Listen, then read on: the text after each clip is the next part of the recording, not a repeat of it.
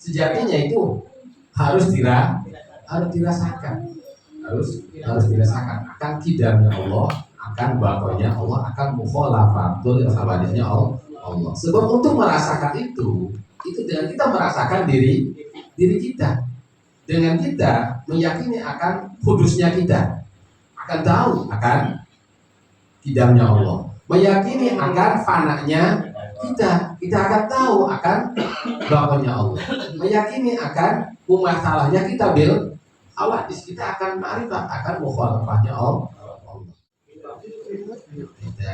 Hati kita selalu budak belanda itu. Kacau. Yang dilahirkannya jadi Nabi kita Muhammad dan itu tidak kacau lagi. Nanti apa? Kayak kacau itu beres.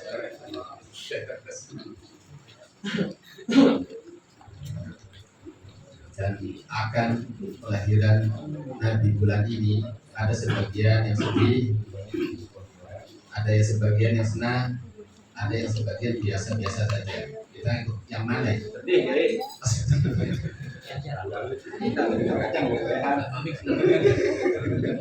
Sebagai senang bulan Maulid, apa itu senangnya itu? Apa itu?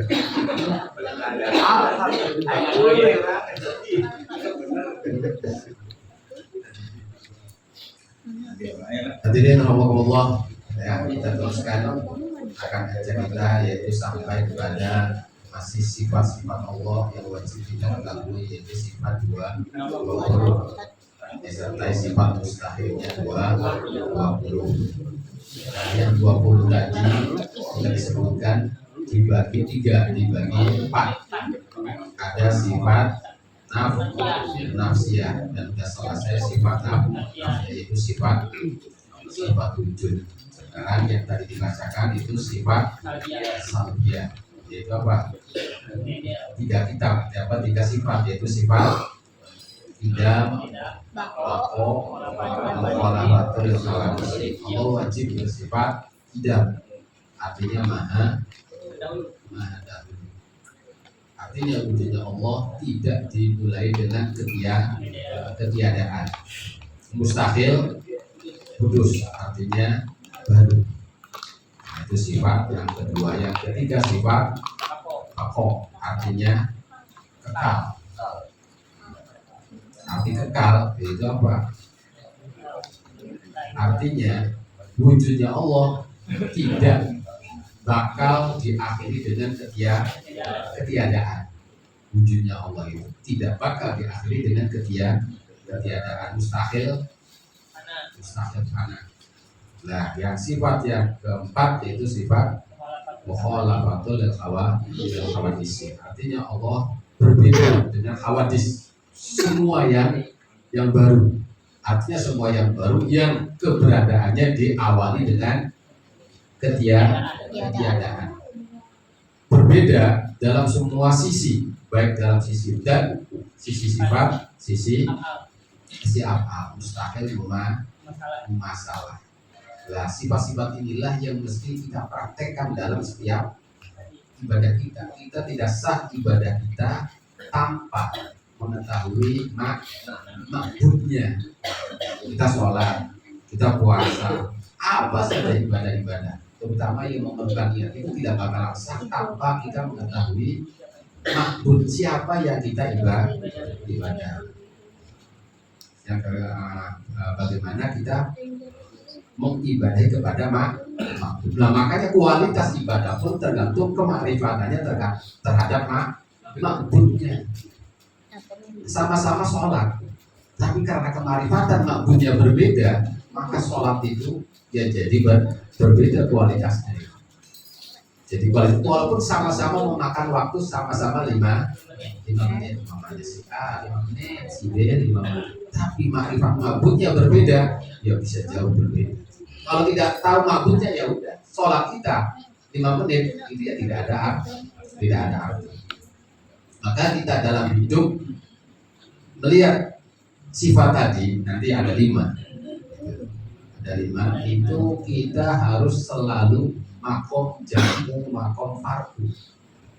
makom jamu makom gitu ya itu. Khususnya kita sebagai manusia yang sebagai makhluk yang ditalih oleh Allah Subhanahu wa Ta'ala. Masih makom jamu.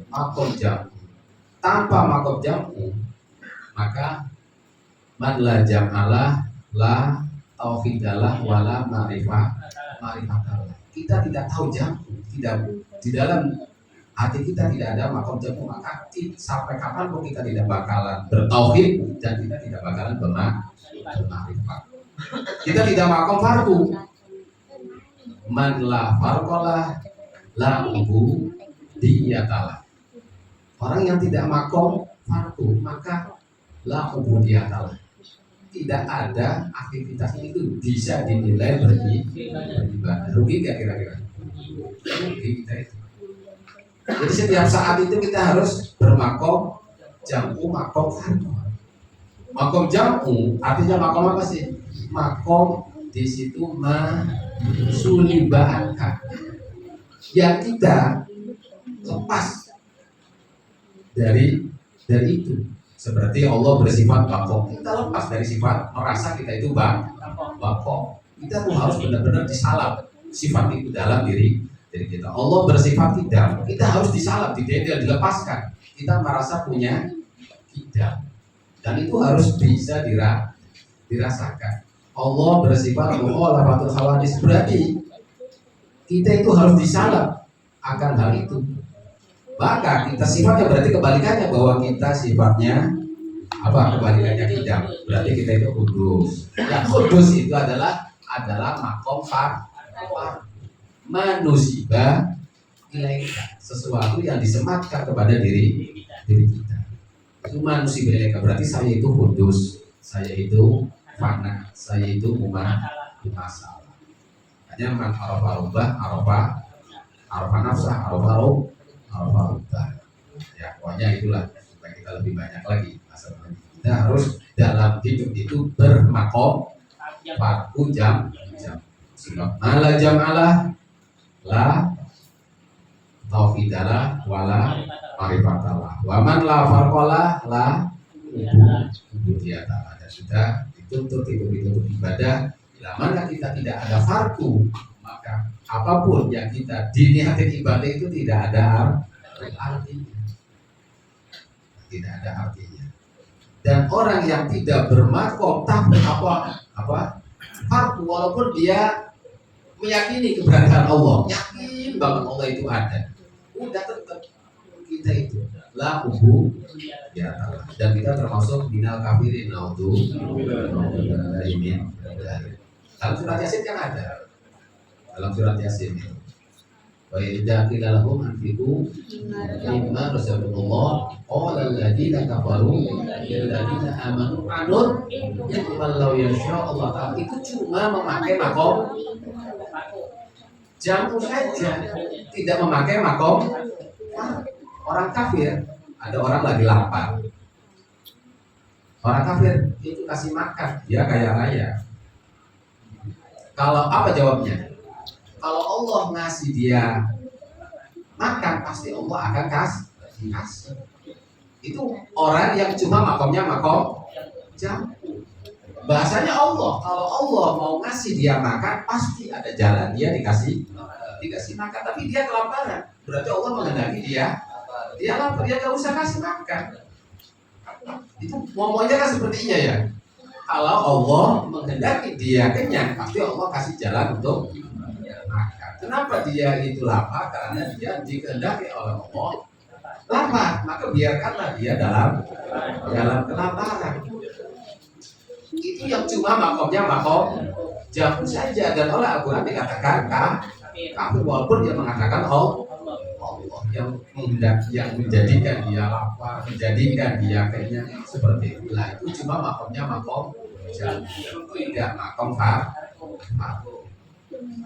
Maka sangat berbahaya. Apalagi dia cuma makomnya makom fardu saja, maka la ma'rifatallah wala tauhidalah. Maka ibadahnya ini ibadah, tapi ya jadi akan sia-sia. Sebab tidak sah kita ibadah illa ba'da ma'rifatil makbul kecuali kita meyakini tentang siapa yang kita ibadahi.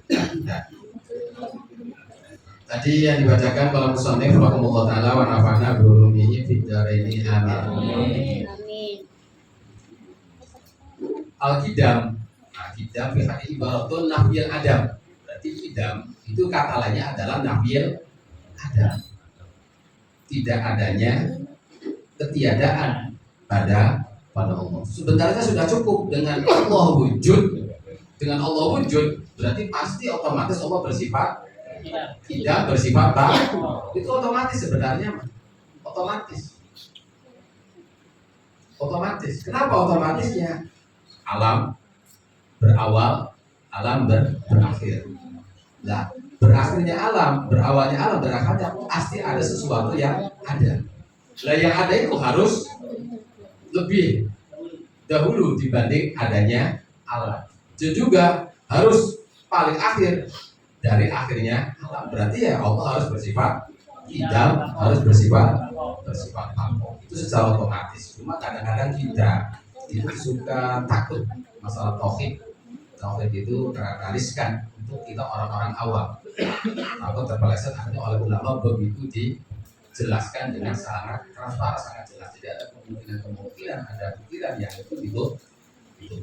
Nah, yang keempat, yang ketiga tadi arti daripada fana, mustahil daripada atau nama lain adalah la awwala liwujudi. Tidak ada awal wujudnya Allah, itu nama sifat kita. Adamu tidak wujud. Keberadaan Allah tidak ada permulaannya. Nah, terus mustahilnya hudus artinya turun wujud. Nah, jadi wujudnya itu baru tajadud. Ya, terus mustahil. Yang ketiga sifat baqo maknanya adalah adamu kita min wujud, tidak adanya berakhirnya wujudnya Allah. Nah, makna lain alladzi la akhira liwujudi, yang tidak berakhir akan wujudnya. Mustahil fana artinya fana turwil adam, itu barunya akan mengenai kepada Allah sifat-sifat adam. Yang terakhir yang tadi dibacakan yang keempat itu sifat mukhalafatul lil hawadis, berbeda dengan makhluk dalam dat, dalam sifat, dalam af'al. Maka fala yasihu ayyat tasifah bi awsafil hawadis. Allah tidak sah, tidak boleh bersifatan dengan sifat-sifatnya hawadis. Seperti apa? Mahyu, Allah berjalan. Qu'ud, Allah duduk. Qiyam, Allah berdiri. Jawarih, Allah punya anggota badan seperti mata, seperti kaki, seperti jari-jari atau lain-lain. Allah Ta'ala munazzahun al jawarih. Allah disucikan dari jawarih. Yadin, warijlin, wa udunin, wa famin, wa wiridalik. Jadi fakulu ma khatar bibalik, segala sesuatu yang terbesit dalam alam pikiran kita, hati kita, Allah bi khilafi dzalik. Fakulu ma khatar bibalik, Allah Ta'ala bi khilafi dzalik. Allah itu beda dengan yang ada dalam persidangan kita. Kenapa? Sebab apapun yang ada dalam pikiran kita itu adalah sesuatu yang baru, Makanya Abu Ishaq al-Isfirayini mengatakan untuk kita bertauhid dengan benar cukup kita pegang dua kata-kata, dua kalimat. Apa? Kulluma yatasawwaru fallahu ta'ala bi khilafi. Setiap yang tergambar dalam alam pikiran kita, Allah itu tidak seperti itu. Sebab adalah dia tasawwar makhluk, sesuatu yang tergambar, terpikirkan, terbesit dalam alam pikiran kita itu adalah makhluk. Dan Allah Ta'ala khaliq, sedangkan Allah pencipta makhluk. Apapun hebatnya yang ada dalam pikiran kita, itu pertama. Di setiap sesuatu yang tergambar, terbesit dalam alam pikiran kita bahwa Allah, maka Allah bihilah bida. Apa yang ada dalam alam pikiran kita adalah makhluk, dan Allah adalah khaliqnya yang menciptakan yang ada dalam alam pikiran itu kalimat yang kedua. Yang ketiga, bahwa datu laisat musyabbaha bidatin. Allah dan Allah juga bersifat. Zatnya Allah beda dengan zatnya dat yang lainnya. Tidak menyerupai dengan dat yang lainnya. Dan juga bukan berarti waqala, Allah itu bukan berarti dia tidak ada. Artinya Allah itu hanya sekedar jauhar, sekedar sifat atau arwah. Maka cukup untuk itu kalau kita bisa memahami, yaitu ayat Allah lam walam yakul lahu kufuwan ahad.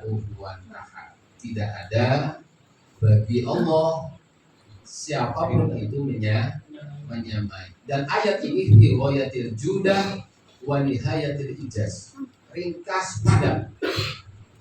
Walam yakul lahu kufuwan fi ghayatil judah. Sudah puncak dalam jud itu indah, bagusnya untuk mengungkapkan akan bahwa Allah itu berbeda dengan yang lainnya. Wa nihayatil ijaz, dan juga sudah sampai puncak dalam ringkasnya. Lah umpamanya kita kan banyak ya, yadullah fi aydihim, qalbul mu'min baina asabi'ir rahman, yadullah tangan Allah fawqa aydihim, itu ada ayat itu. Terus qalbul mu'min baina usbi'ir rahman, bahwa hati orang mukmin di antara dua jari Allah Ar-Rahman. Itu harus dimanai. Itu kan kesannya Allah punya jari. Juga kalau kamu mendekati Allah satu langkah, Allah akan dua langkah. Kalau kamu mendekati Allah berjalan, Allah akan mendekati kamu sambil lari kecil. Kalau Allah kamu lari dengan Allah menuju Allah, Allah akan lari cepat menuju kamu. Itu kan ada kesan Allah itu lari berjalan itu gimana? Juga kalau kamu memberi sodakoh kepada orang fakir miskin, sodakoh itu belum diterima oleh tangannya orang fakir miskin, udah diterima dulu oleh tangan Allah. Itu gimana? Kita ngasih sodakoh kepada fakir miskin, sebelum sodakoh itu diterima oleh tangan penerima, udah diterima dulu oleh tangan Allah. Itu gimana dengan ketentuan? Sedangkan Allah bersifat yang sifatnya itu harus beriman. Bagaimana kita ma'rifat Allah dengan benar-benar ma'rifat, supaya kita makom jam'u yang sebenarnya, juga supaya kita makom farku yang sebenarnya. Sebab dua makom itu tidak boleh lepas dari seorang mukmin. Kalau lepas ya udah kita bukan mukmin lagi. Jadi man la farqala la subudiyatalah. Siapa yang tidak bermakom fardu, maka tidak ada nilai ibadah untuknya apapun yang dia kerjakan. Wa man la jam'ala la tauhidalah wa la ma'rifah. Orang yang tidak bermakom jam'u tidak bakalan ma'rifat, dan juga tidak bakalan dia bertauhid. Ya, kita mudah-mudahan sedikit banyak ada gambaran pembahasan malam ini tentang sifat Allah berupa dam, bako, mukhalafatul lil hawadis. Kemudian dengan kita tiga sifat ini, kita paham akan jam kita, akan fardu kita. Ya, semua nilai daripada aktivitas kita itu dinilai ibadah.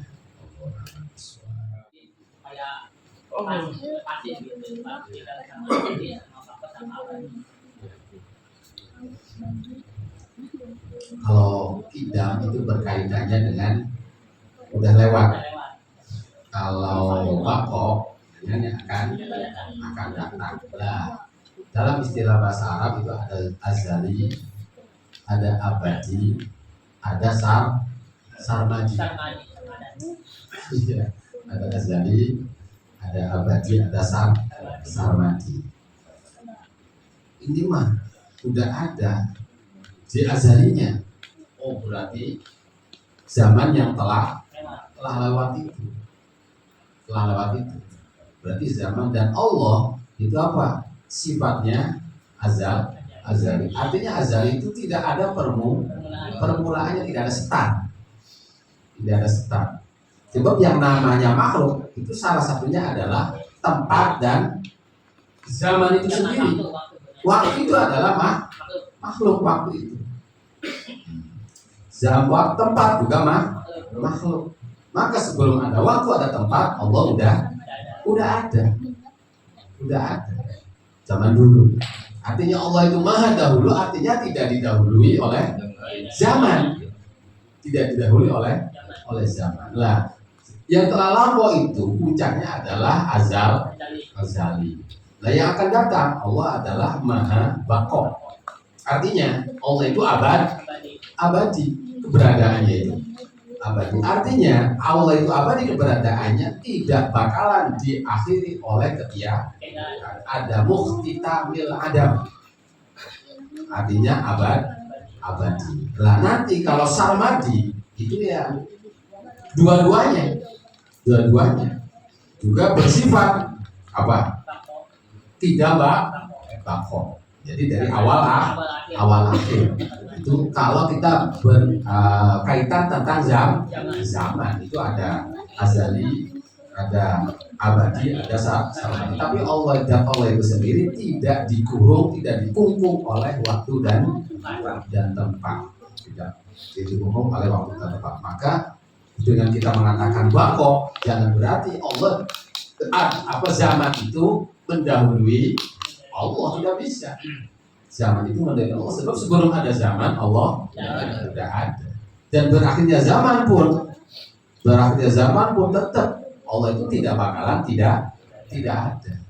Sebab tidak dikubur oleh waktu dan zaman.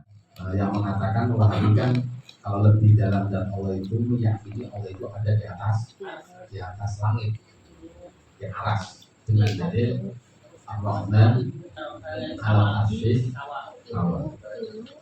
Juga dari Qurannya, dalam hadisnya, waktu ada seorang melakukan kesalahan, kesalahan itu harus dikafarotin dengan memerdekakan budak mukminah, seorang budak yang mukmin. Lah, akhirnya didatangkan budak itu kepada Nabi,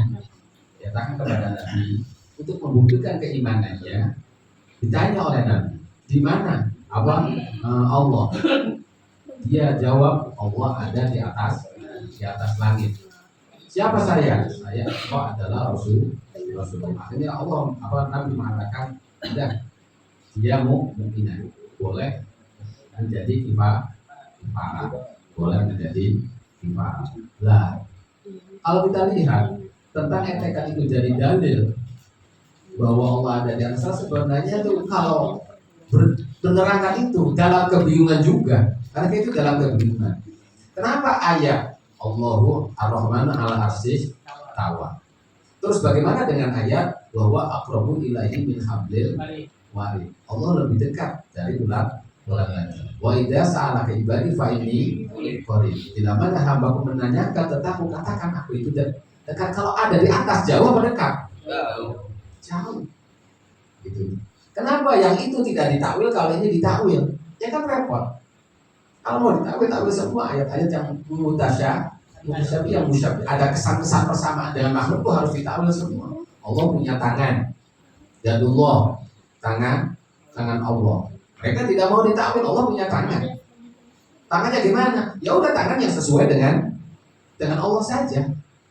Gitu. Dengan Allah saja. Ya selalu dalam kebingungan sebenarnya. Dan kita alhamdulillah kita kan punya etikat yang itu dari imam kita Abu Hasan Asy'ari, Abu Mansur Al-Maturidi, yang itu yakin dengan hamba. Dan itu adalah etikat yang dipakai oleh generasi utama, itu para tabi'in, para sahabat, dan juga para nabi. Mudah-mudahan itu jalan untuk kita bisa ma'rifat. Nah, salah satunya dengan kita memahami sifat tidak mukhalafatul lil hawadits. Jadi ya ini kan cuma sekedar omongannya. Sejatinya itu harus dirasakan, harus dirasakan akan kidamnya Allah, akan bakonya Allah, akan mukhalafatul hawaditsnya Allah. Sebab untuk merasakan itu dengan kita merasakan diri kita. Dengan kita meyakini akan kudusnya kita, akan tahu akan kidamnya Allah, meyakini akan fananya kita akan tahu akan bakonya Allah, meyakini akan masalahnya kita bil hawadits, kita akan ma'rifat akan mukhalafahnya Allah. Lah, kita meyakini adam Kita meyakini tentang kebalikannya kudus, fana, mumasal itu makomnya makom fardu. Lalu kita tahu kebalikannya, Allah bersifat tidak, bahwa mukhalafah itu makomnya makom jam, dan harus ada dalam diri kita kedua-duanya, supaya kita bagaimana kita itu menempatkan bahwa kita itu adalah makhluk dan pasti kita punya khalik ya. Nah, nanti apakah wujud Allah itu ainu dzati atau bukan ainu dzati? Kita wujud. Lah keberadaan kita itu ainu dzatinya kita. Ainu dzatinya kita itu wujudnya kita. Lah, kita punya dat, punya ain, tapi berbentuk berupa. Sedangkan Allah itu bersifat musawwir yang membentukkan, yang merupakan. Maka Allah itu tidak berupa, tidak berbentuk. Sebab Allah itu adalah al-musawwir. Nah, waktu kasus Isra Mi'raj, Nabi melewati langit, sampai di Sidratul Muntaha. Di sana beliau bertemu dengan Allah. Itu juga tidak bisa dipersepsikan Allah bertempat. Nanti kita meninggal di akhirat, orang-orang yang masuk surga akan bertemu dengan Allah di surga. Apakah Allah di surga? Allah tidak bertempat, Allah tidak ada di surga. Allah tidak bertempat. Lah, artinya waktu Nabi di sana, kita di surga, itu terbuka hijab. Sebab sesuatu yang wujud itu adalah bisa dilihat. Tapi wujudnya Allah tidak sama dengan makhluk. Dalam arti gini, Allah bukan jirim, Allah bukan jisim, Allah bukan materi. Bukan materi. Apalagi wujudnya Allah. Makhluknya Allah saja yang kita rasakan selama ini angin. Mampu nggak kita melihat angin wujudnya seperti apa? Paling bisa dirasakan. Itu baru makhluk. Wujudnya angin itu kan paling bisa dirasakan. Wujudnya ucapan. Itu ucapan itu ada wujudnya. Kita tidak mampu melihat wujud ucapan itu. Yang kita mampu adalah cuma terdengar suara. Padahal ada wujudnya. Yang namanya ucapan itu, angin itu ada wujudnya. Sebab sifatnya materi makhluk ada wujudnya. Tapi kita udah tidak mampu untuk melihat wujud suara itu seperti apa sih. Wujud angin itu seperti apa sih? Cuma meyakini keberadaannya. Oh, dirasakan ada angin. Oh, diketahui ada suara. Walaupun kita tidak tahu wujud daripada suara itu sendiri. Apalagi wujudnya Allah. Maka sahabat Abu Bakar, alhamdulillah, segala puji bagi Allah yang mana wujudnya itu apa? Dengan kita tidak mampu untuk mengetahuinya. Wujudnya Allah itu dengan kita tidak mengetahuinya, itu bentuk rasa syukur kita. Terus yang itu lagi yang namanya wujudnya Allah, sebagaimana sesuatu yang wujud itu masing-masing ada alat untuk mendeteksi keberadaannya. Untuk suara mendeteksinya dengan apa? Dengan telinga. Untuk benda-benda dengan mata. Itu ada. Lah, untuk wujudnya Allah itu mendeteksinya dengan hati. Ada makhluk yang yukhlaq lil abad. Makhluk diciptakan untuk abadi. Ya, salah satunya adalah kita. Kita itu yukhlaqu lil abad. Diciptakan untuk abadi. Nah, kata diciptakan, kita diciptakan berarti kita keabadian tidak diawali dengan ketiadaan, berarti kudus. Keberadaan kita pun abadi itu ada penentu, yaitu Allah. Nanti ditemukan dalam qiyamuhu binafsi. Allah itu adalah tidak ada itu ya istilah mahal ilah mukhos. Lah kita abad itu karena ada mukhosis yang menentukan kita lil lil abad. Sampai kapan abadnya kita? Gitu tuh. Illa masya Allah. Masya Allah aja udah. Al-Qur'annya jawabnya seperti itu. Khalidina fiha ma damatis samawati wal ardu khalidina fiha ma damatis samawati illa masya Allah. Yang dan yang maha abadi hakiki. Sebab kita abadi, tetap kita itu tidak hakiki. Ditaksis ditentukan.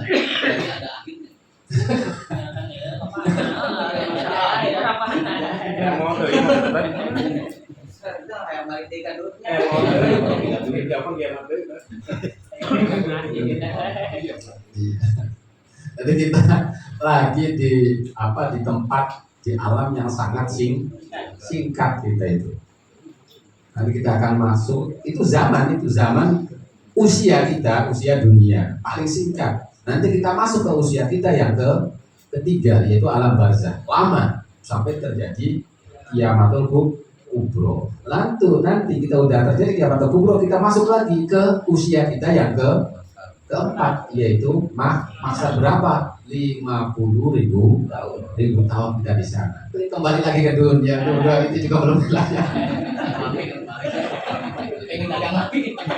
Itu 50.000 tahun kita di alam mahsyar.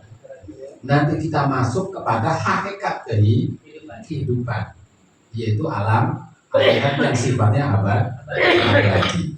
Sifatnya abadi. Wa inna darul akhirah lahiyal hayawan. Kita itu bukan kehidupan yang sebenarnya kita itu.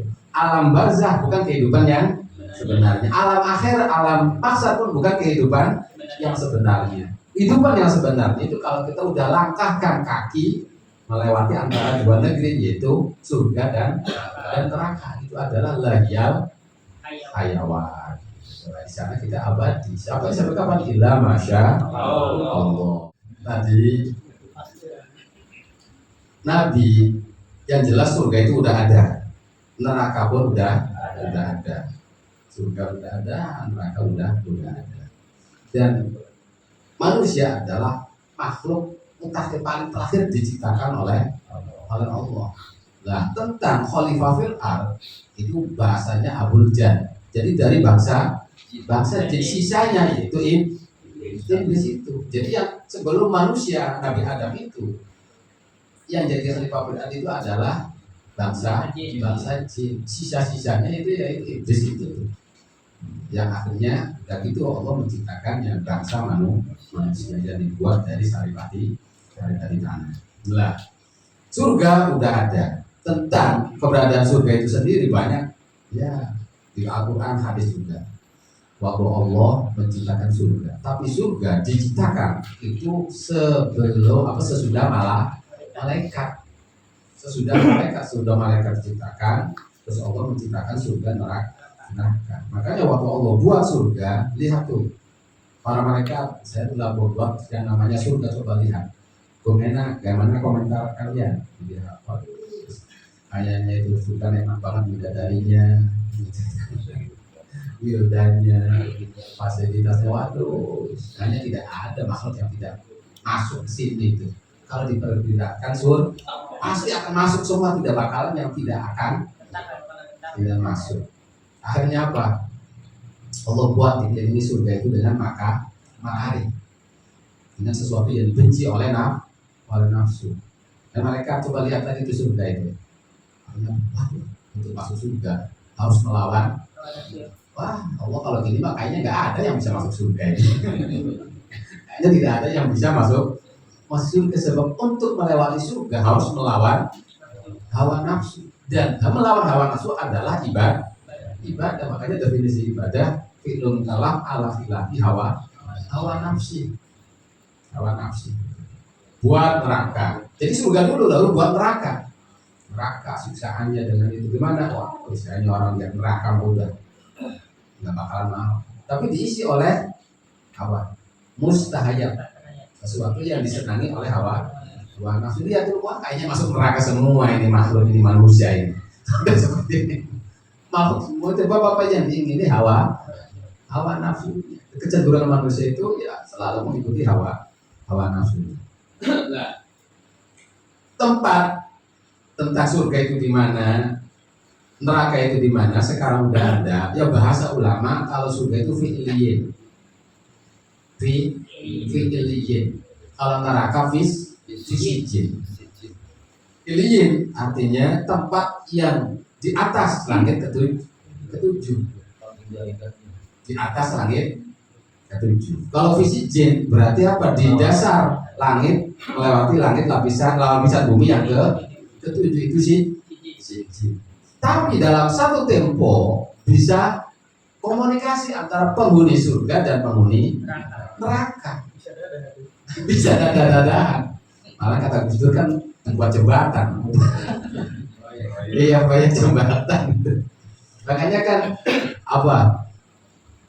Di Al-Qur'annya mimma an afidu alaina mimma razaqakumullah. Itu bisa terlihat antara penghuni surga, penghuni an afidu alaina minal ma, wahai penghuni surga, coba sih ulungin saja itu air itu ke saya. Sisa-sisa air surga lah. Kata ahli neraka itu. Kata ahli surga, innallaha harramahuma ala kami. Oh, tidak bisa. Itu dalam satu itu bisa gitu tuh saling berkomunikasi. Nah, nanti salah satu penyiksaan ahli neraka. Bagaimana ahli neraka itu dia di keadaan disiksa dan dia selalu bisa melihat ahli surga. Itu salah satu siksaan kan gitu. Kita dalam kesengsaraan melihat orang lain dalam kesenangan, itu menambah siksaan itu. Menambah siksaan itu. Kita lagi di situ dia mah enak-enak. Akhirnya maksa kepada Allah pengen ngobrol. Ya dikasih ngobrol. Anafi itu alaina minarna au minarna au mimma razaqakumul Allah. Apa jawabannya? Allah harrama ala kafir. Walaupun jaraknya itu begitu jauhnya, itu fi'liyin surga itu, tapi neraka fisijin. Tapi kan Allah kan maha segalanya ya. Pengen ngobrol-ngobrol, pengen apa-apa gitu. Tapi ya kita semuanya akan dialami semua, tenang saja lah. Sesuatu yang disiapkan oleh Allah, dijanjikan oleh Allah terhadap orang mukmin adalah la ain ra'at wala udhun sami'at wala khatara ala qalbil basar. Sesuatu yang tidak pernah terdengar, yang telinga, tidak pernah terlihat oleh mata, dan tidak pernah terbesit oleh hati. Itu kenikmatan yang Allah siapkan janjikan kepada orang surga, kenikmatan. Begitupun masalah siksaan pun malah yu'adzibuhu ahad. Apa yang Allah akan siksa kepada hambanya tidak pernah terjadi siksaan di dunia. Kita kan ada siksaan yang sangat keji ya di dunia itu. Tapi Allah nanti akan menyiksa lebih dari yang pernah ada. Juga siksaan Allah tidak pernah terdengar oleh telinga, tidak pernah terlihat oleh mata, juga tidak pernah terbersihkan oleh pikiran. Itu betapa dahsyatnya siksaan Allah kepada orang-orang kafir. Sebanding surga ya seperti itu sifatnya, malah enurat wala udwala khatamul basyar, kenikmatannya. Siksaan pun seperti itu, malah enurat wala udwala khatamul basyar. Nah, untuk kita supaya selamat dari siksaan yang seperti itu, kita dapatkan kalimat seperti itu ya tadi, hidup harus kita bermakom dua makom farku, makom jam. Makom farku siapa diri kita, memahami diri kita, untuk apa kita itu diciptakan. Makom jamu siapa Tuhan kita, dan bagaimana kita berperilaku bertakhaluk terhadap Tuhan kita.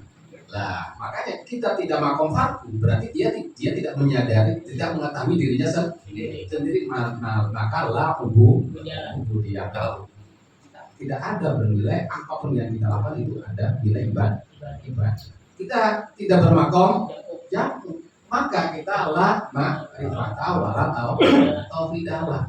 Jadi untuk kita dapatkan surga harus bermakom jamu. Satu saja ya udah, kita tidak bisa. Kalau kita untuk masuk neraka, ya udah, tidak dua-duanya, atau makom jamu saja atau makom farku saja. Ya terserah, itu pilihan kita. yang pasti ini udah mau setengah 10. Apalagi untuk bagaimana kita ke depan, apa kita itu dari jannah atau dari nar, kita tidak tahu.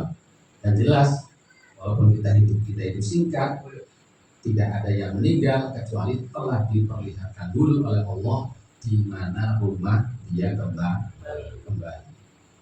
Makanya orang masuk surga gitu, udah tahu dia seperti kita balik ke rumah kita. Jadi kita kamu masuk surga, mana rumah saya di surga? Enggak seperti itu. Seperti kita dibagi PTN gitu tuh, milih enggak? Kita udah otomatis ke rumah kita itu. Kapan kita tahunya? Sewaktu kita mau meninggal dunia. Sewaktu kita mau meninggal dunia tuh rumah kamu tuh.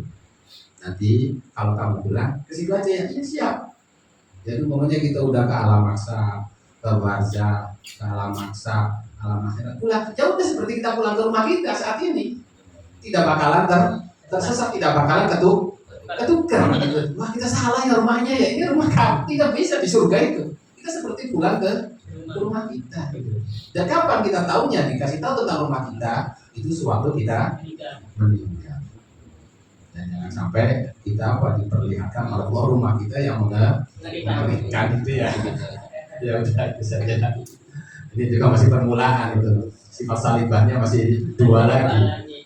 Itu dia kombinasi dan wahdahnya. Dan itu wahdahnya adalah yang paling inti nantinya. Makanya kajian ini dikatakan ilmu tauhid. Sebab di situ ada sifat wahdahnya tauhid dan Allah. Cuma untuk kita mukhalafatul khawadis itu apa? Kita jangan sampai terjadi tasbih. Jangan sekali-kali kita mentasbihkan Allah. Itu yang pertama itu. Sebab apa? Yang berbahaya dalam etikat kita itu ada tasbih, ada tasrik. Dalam kita beribadah itu ada tasbih, ada tasbih. Kapan itu tasbih terjadi? Bila mana kita tidak memahami mukhalafatul khawadis. Kapan terjadi tasrik? Bila mana kita tidak memahami wahdahnya. Mudah-mudahan kita dalam beribadah jangan terjadi tasbih. Sebab kita sudah mengkaji kitab kaji sifat mukhalafatul. Salah satunya terjadi tasbih, yakini Allah bertempat. Meyakini Allah bertempat berarti dia telah mentasbihkan Allah. Allah dikurung oleh zaman berarti dia telah mentasbihkan Allah. Dan nanti akan sia-sia kita dalam beribadah. Sebab kita tidaklah ma'rifat. Kita sasar menuju alamat kita ibadah. Sebab ma'bud kita tidak seperti itu. Harus suci dari tasbih, harus suci dari tasbih. Enak ngomong ya. Jadi kita dipraktek di urusan hati. Sejarah mengenai segala kekurangan ketilapan. Assalamualaikum warahmatullahi wabarakatuh.